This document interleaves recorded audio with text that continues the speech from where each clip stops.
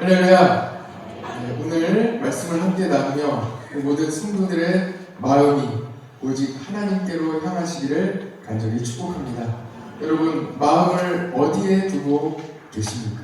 여러분, 오늘 이 시간 우리의 마음을 하나님께로 두시고 하나님께로 향하시기를 간절히 바랍니다. 누가복음 18장 18절에서 25절에 보면 부자 청년의 이야기가 나와요.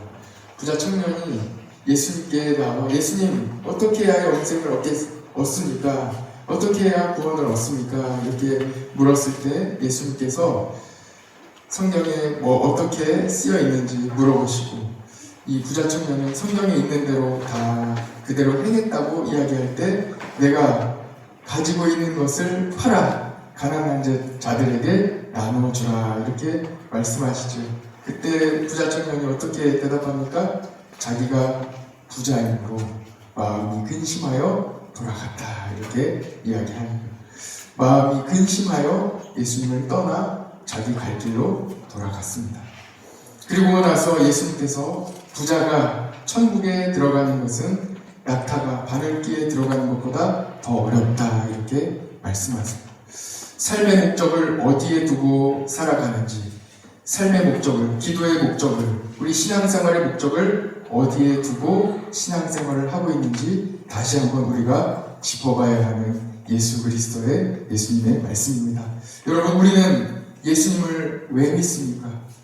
우리가 예수님을 믿는 이유는 예수님이 좋기 때문이에요. 이 땅에서 어떠한 소망을 갖기 위함이 아니라 예수님이 좋기 때문에 우리는 예수님을 믿는 것입니다. 이 시간 우리 모든 성도들의 마음이 예수님 한 분으로 충만하시기를 간절히 원합니다. 이와 조금 이렇게 비슷한 이야기인데 조금 다른 이야기를 또 소개해 드리려고 해요. 예수님께서 비유로 해주신 말씀인데 두 아들이 있었어요. 그 중에 둘째 아들이 집을 나갔습니다. 둘째 아들이 집을 나가 아버지의 재산을 다 가지고 그 중에 자기의 몫을 가지고 가서 허랑방탕하여 다 써버린 거예요. 다 써버렸는데 자기의 재산도 다 써버리고 웬만하면 누구에게 도움을 받을 수 있는데 도움을 받을 수 없을 만큼 흉년이 들었대요. 그래서 어디에 가서 빌어먹을 수도 없는 매우 어려운 처지에 있었던 거예요. 자기가 가지고 있는 것도 다 잃고 도움을 받을 친구들도 아무도 없고 심지어는 모르는 사람에게 빌어먹을 수조차 없는 매우 어려운 상황에 모든 것을 다 잃고 나니 누가복음 15장에 탕자의 비유에 나오는데 그때 이 둘째 아들이 이렇게 하는 거예요. 스스로 마음을 돌이켜 아버지께로 가야 되겠다 하고 마음을 돌이켰다. 여러분 어떻습니까? 첫 번째 부자 청년은 스스로 마음을 돌이키지 못했어요. 그런데 아무것도 가지지 않은, 이제는 자기가 가지고 있었지만 다 잃어버리고 도움을 받을 곳조차 없었던 이 둘째 아들은 스스로 마음을 돌이켜 아버지 곁에라도 있으면 좋았을 것을 하며 아버지께로 돌아가게 되었다는 예수님의 비유의 말씀입니다. 탕자는 모든 것을 잃고 스스로 돌이켜 하나님께, 아버지께 다시 돌아갔습니다. 여러분, 마음이 중요합니다. 마음을 어디에 두고 살아가고 계십니까? 사무엘상 16장 7절에 보면 사람은 외모로 사람을 보거니와 나 여호와는 중심을 보느니라 이렇게 하나님께서 말씀해 주셨습니다. 이 구약성경의 마지막을 우리가 보고 있는 거예요. 구약성경 전체를 다 읽어보고 여기까지 우리가 왔습니다. 이번 주 중에는 성경 읽기 프로그램에 의해서 신약성경으로 들어가 마태복음부터, 내일까지는 말라기까지 읽고 그리고 마태복음부터 차근차근 읽어나가게 될 것입니다. 하나님께서는 마음을 보시는데 이 중심, 이 마음을 보시는데 마음을 돌이킬 수 없는 거예요. 하나님께서 도와주셔야 마음을 돌이킬 수 있습니다. 이제 말라기까지의 모든 이 말씀이 끝나고 신약성경으로 들어가게 되는데 마태복음 1장 1절에 이렇게 말씀하고 있습니다. 아브라함과 다윗의 자손 예수 그리스도의 계보라. 말라기의 말씀은 마음을 새롭게 하시는 예수님께로 바로 이어지게 되는 거예요. 예수님을 믿음으로, 예수님이 내 삶에 들어오심으로, 내가 예수님과 함께함으로 우리의 삶이 새로워지는 거예요. 이 새로운 마음이 어디에서부터 오느냐? 예수님으로부터 온다는 거예요. 우리 말씀 두 권만 같이 찾아보겠습니다. 고린도후서 5장 17절. 고린도후서 5장 17절.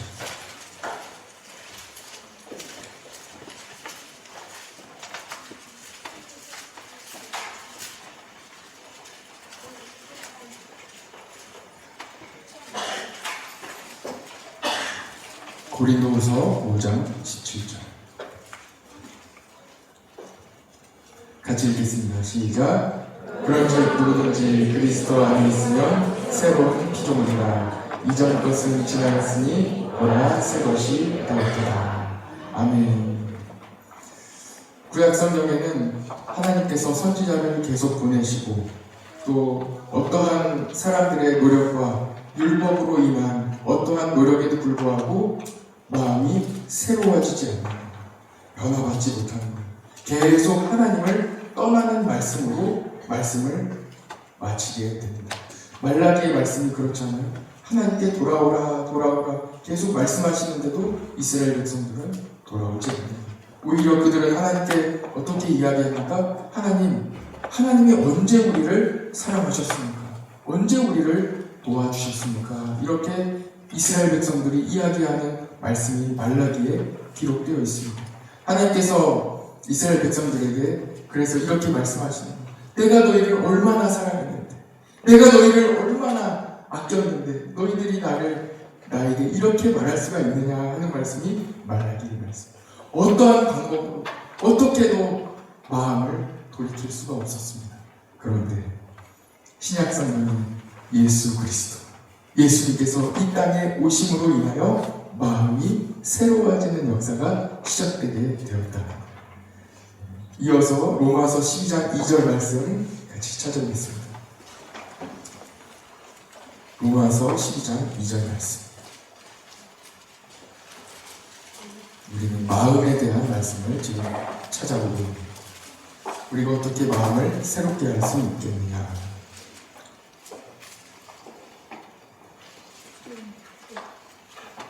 로마서 12장 2절 말씀 같이 읽겠습니다. 시작. 너희는 이 세대를 본받지 말고 오직 마음을 새롭게 함으로 변화를 받아 하나님의 선하시고 기뻐하시고 온전하신 뜻이 무엇인지 분별하도록 하라. 아멘. 같이 따라해봅시다. 예수님이 마음을 새롭게 하십니다. 이렇게 가슴에 손을 얹고 같이 오늘 이 한 가지만 얹고 갑시다. 예수님이 마음을 새롭게 하십니다. 여러분 살다 보면 미움이 이렇게 찾아올 때도 있어요. 미움의 씨앗이 딱 심기잖아요. 절대로 뿌리 뽑지 못합니다. 조금이라도 그 씨앗이 뿌리를 내리게 되면 어떤 방법이나 어떤 힘으로도 뽑지 못해요. 그런데 예수님이 그 뿌리를 뽑아주시고 도려내주시고 그리고 마음을 새롭게 하시는 거예요. 절망이 들어오잖아요. 마음에 어둠이 들어오잖아요. 어떤 방법으로도 안 돼요. 늦출 수는 있어요. 잠시 멈출 수는 있어요. 그러나 다시 시작돼요. 어떤 방법으로도 그 어둠을 물리칠 수는 없어요. 그러나 빛이신 예수님이 내 마음에 계시면, 예수님을 믿으면, 예수님을 믿음으로, 예수님의 능력으로 일어나면 내 마음의 모든 어둠이 다 물러가게 되는 거예요. 방법이 없어요. 여러분, 소망이 없어요. 절망이 찾아와요. 이제 안 된대요. 어떤 방법으로 안 된대요. 내 마음에 절망이 찾아왔을 때 해결할 방법이 어디에 있습니까? 누구 이야기가 들어옵니까? 안 돼요. 그러나 예수님이 내 안에 계시면 괜찮은 거예요. 예수님이 내 마음을 변화시켜 주시는 거예요. 예수님으로 내 마음이 변화되는 거예요. 슬픔이 찾아와요. 어떻게 바뀝니까? 시간이 지난다고 바뀌는 게 아니에요. 그러나 예수님이 내 안에 계심으로 내 마음이 변화받는 거예요. 예수님이 내 안에 계심으로 변화받게 되는 것입니다. 같이 한번 다시 따라해봅시다. 예수님이 내 마음을 새롭게 하십니다.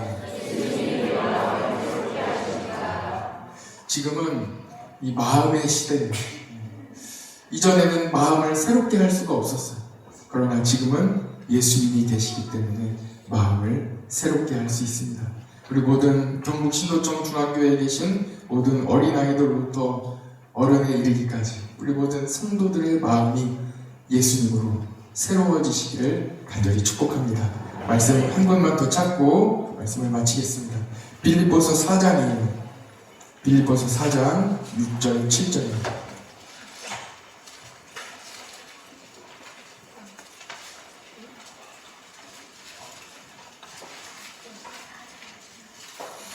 하나님은 마음을 보시는데 우리의 마음을 가장 중요하게 생각하시는데 하나님은 우리에게 마음과 뜻과 정성을 다하여 하나님을 섬기라고 하셨는데 어떤 방법으로도 그 마음이 안 되는 거예요.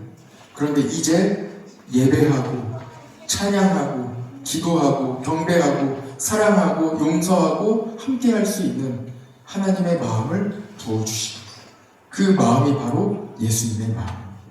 오늘 빌립보서 4장 4절 5절 말씀 4절 5절 6절 7절 이 4절의 말씀을 같이 읽겠습니다. 시작. 주 안에서 항상 기뻐하라. 내가 다시 말하노니 기뻐하라.